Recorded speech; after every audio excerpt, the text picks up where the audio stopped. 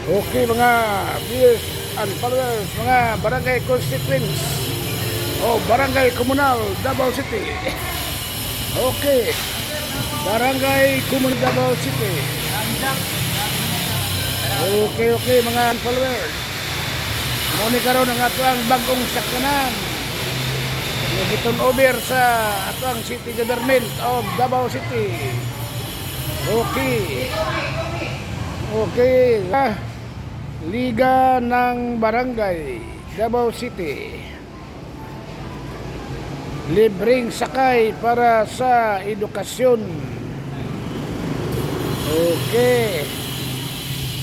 Muna nga ito ang bagong sakyanan nga ihatag sa Liga ng Barangay of Davao City para libreng sakay para sa mga edukasyon. Libreng sakay sa atuang mga estudyante diri sa atuang barangay komunal Davao City. O pasalamat ta sa Liga ng Barangay of Davao City kay gitagaan ta og isa ka unit nga para service sa mga estudyante nga libre. Oh, katong walay maka Libre hatod kuha sa paingon sa ilang eskwelahan. Katong walay ka-afford og pamasahe. Okay. Mo ni karon ang atuan bagong sakyanan. Okay.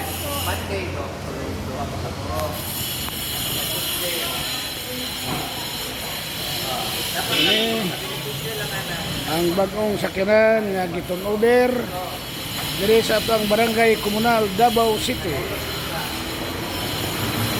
Nga gikan sa Liga ng Barangay Davao City. Libreng sakay para sa edukasyon. Okay, muni karon ang atuang sakyanan nga mahatod kuha sa atuang estudyante diri sa atuang barangay. Libre ni. Oh. Igulon na lang ni ug asang uso ni purok-purok ni sa pagkuha ni. silahan. Silahan na, dili kay sunduon silang balay. Dili ba ang purok ko na kadaghan man kay purok. O ba ni sunduon dito ana, bandoon na nakabaktas, mo na nakasakay. Okay, ang mga way service nga mga estudyante nga maglisod og sakay sa maong estudyante nga ba adto sa eskwelahan nga maglisod og sakay. O niya na tayo sulbad sa inyong mga problema. Libreng sakay.